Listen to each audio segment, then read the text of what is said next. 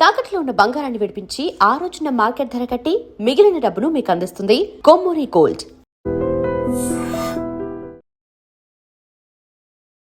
తెలుగు రాష్ట్రాలన్నీ కూడా సంక్రాంతి పండుగకు సిద్ధమైపోయాయి. సో రద్దీ ప్రపంచాన్ని దాటుకొని ఒక ప్రశాంతమైనటువంటి పల్లెకు ఇప్పుడు ప్రజానీకం అంతా కూడా స్టార్ట్ అయిపోయిన పరిస్థితి. అంటే హైదరాబాద్ నుంచి విజయవాడ వైపు వెళ్లే వాహనాల సంఖ్య కొన్ని లక్షల్లో ఉంటుంది. అయితే ఈ ప్రజలంతా కూడా క్షేమంగా వాళ్ళ స్వగ్రామాలకు చేరుకొని 3 రోజుల పాటు ఆనందంగా పండుగను జరుపుకోవాలని పోలీసులు కూడా ఆశిస్తున్నారు అండ్ కోరుతున్నారు. అందుకే ప్రయాణికులకు కొన్ని అత్యవసరమైనటువంటి సూచనలు చేస్తున్నారు. ఉమ్మడి నల్గొండ జిల్లా మీదుగా ఇప్పుడు హైదరాబాద్ నుంచి ఆంధ్రప్రదేశ్కు వెళ్లే వారికి పోలీసులు సూచనలు అయితే చేస్తూ ఉన్నారు. టోల్ గేట్లు, జాతీయ రహదారి, అట్లాగే వంతెనల నిర్మాణం ఇవన్నీ కూడా జరుగుతున్నాయి కాబట్టి ట్రాఫిక్ అంతరాయాలు ఏర్పడే అవకాశం ఉంది.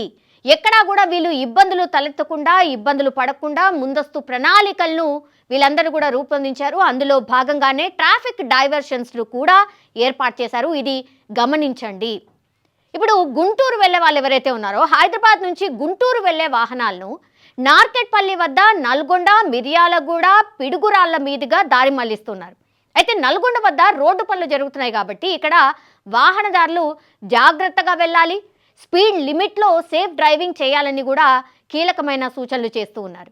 ఇక విజయవాడ వెళ్ళేవారు ఇప్పటి వరకు టేకుమట్ల డైవర్షన్ను ఎత్తివేయబోతున్నారు. ప్రస్తుతం అయితే టేకుమట్ల నుంచి ఖమ్మం హైవేపై వెళ్ళి యూటర్న్ తీసుకొని తిరిగి సూర్యాపేట రూట్ వైపు రావాల్సి ఉంటుంది.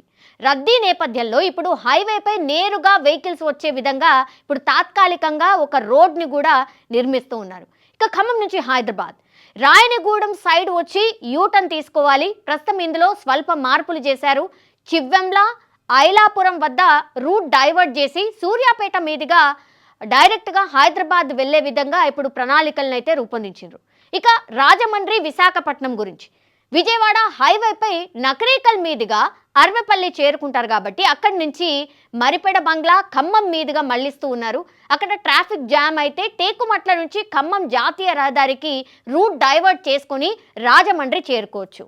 ఇక పైన పేర్కొన్న ఈ మార్గాలు ఏవైతే ఉన్నాయో ఉమ్మడి నల్గొండ జిల్లాతో తెలంగాణ పరిధి ముగుస్తుంది కాబట్టి బార్డర్ దాటే లోపుగా మొత్తంగా 24 బ్లాక్ స్పాట్లు ఉన్నాయి. అంటే ఏంటి, డీప్ క్రాసింగ్స్ కూడా ప్రమాదాలకు కారణంగా మారాయి కాబట్టి రద్దీ నేపథ్యంలో ఇప్పుడు మొత్తం ట్రాఫిక్ను ఒక సీసీటీవీ కెమెరాలతో పూర్తిగా పర్యవేక్షించబోతున్నారు పోలీసులు. సైన్ బోర్డులు, విద్యుత్ దీపాలు కూడా తాత్కాలికంగా అక్కడ ఏర్పాటు చేయబోతున్నారు. స్పీడ్ కంట్రోల్స్ను ఏర్పాటు చేయబోతున్నారు. బ్యారికేడ్లను ఏర్పాటు చేస్తారు. గుంతలు పడిన చోట ఇప్పుడు తాత్కాలికంగా మరమ్మతులు కూడా చేస్తున్నారు. అండ్ లాంగ్ డ్రైవ్ చేసేవారు ముఖ్యంగా నార్కెట్పల్లి వద్ద బ్రేక్ తీసుకుంటారు కాబట్టి అక్కడ టీ కానీ టిఫిన్ కోసం కానీ ఆగడం ద్వారా కూడా అక్కడ పెద్ద ఎత్తున ట్రాఫిక్ జామ్ అయ్యే అవకాశం ఉంది కాబట్టి అక్కడ కూడా పోలీస్ బందోబస్తును ఏర్పాటు చేయబోతున్నారు. ఇక సూర్యాపేట జిల్లా పోలీసులు డ్రోన్ కెమెరాలతో నిఘాని ఏర్పాటు చేస్తున్నారు. జిల్లా పరిధిలో ఎక్కడైనా ట్రాఫిక్ జామ్ అయితే వెంటనే తగిన చర్యలు చేపట్టబోతున్నారు. హైవే పెట్రోలింగ్ వాహనాలు కూడా గస్తీ కొనసాగిస్తాయి. Suryapet town, Suryapet rural, Munagala, Kodad and Kodad rural సిఐల ఆధ్వర్యంలో ఇప్పుడు రానున్న 10 రోజుల పాటు కూడా ఈ నిఘా ఉండబోతోంది. క్రేన్లు కావచ్చు, అంబులెన్స్లు కావచ్చు, టోయింగ్ వాహనాల్ని కూడా అక్కడ సిద్ధంగా ఏర్పాటు చేసినటువంటి సిచ్యువేషన్.